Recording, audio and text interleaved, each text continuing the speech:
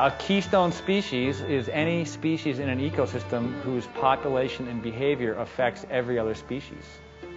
That's certainly what we are as a species right now.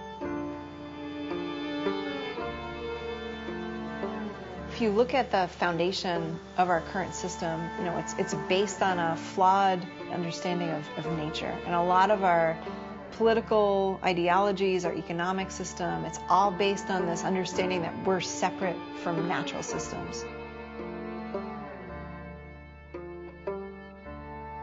We've seen enough examples, in different civilizations and societies that have existed, throughout history. I mean, invariably you'll find that the reason why they no longer exist is because they undermined their resource base. The word agriculture comes from agrarian culture. Agrarian means the soil, culture means the enrichment of it. Agriculture today is the destruction and depletion and extraction of soil. It's an extractive process, closer to mining. All of the agricultural soils where our food is coming from is losing around 2 millimeters of topsoil per acre per year, every single year. It really can't continue.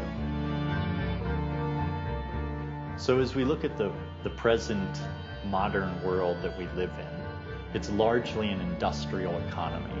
And this idea of centralization, mass production, long-distance transportation goes completely against how it is that evolution has actually done what it's done so beautifully and ingeniously on the earth.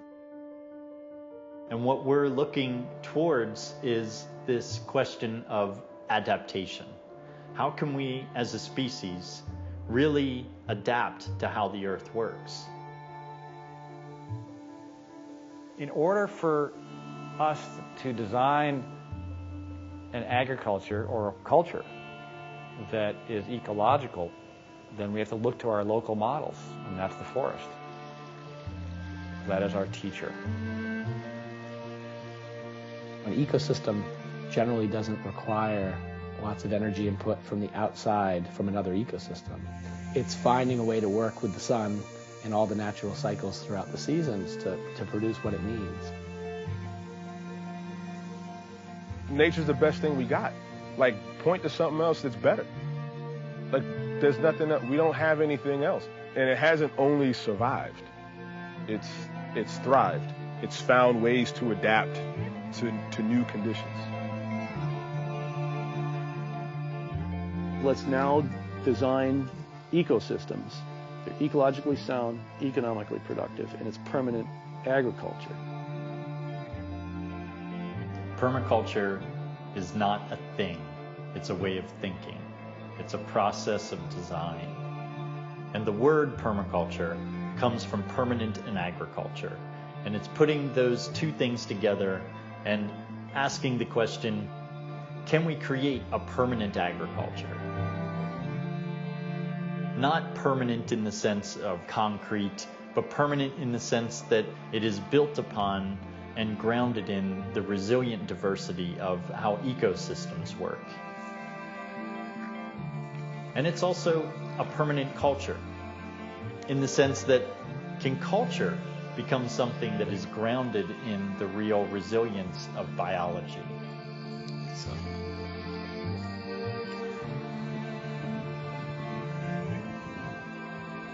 And we can really look at permaculture design as a whole way of seeing the world, looking at problems and seeing how they can turn into solutions.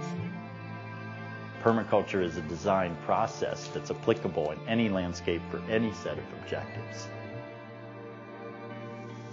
You know, permaculture is dependent on the prospects for us doing good, not us just doing less bad. And that really has been the driver of a lot of the modern environmental movement, is people doing less bad. Let's just do less damage. Be eco. Lower our footprint.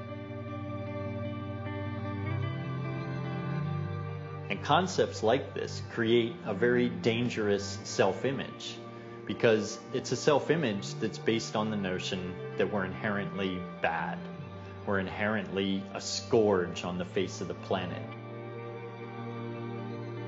I want to have as small of an impact as possible. Ultimately, it'd be better if you didn't live with that approach, right? And that's where you go with that philosophy. Well, I don't want to be dead. I want to live. And I want the lives around me to live better as well because I have lived.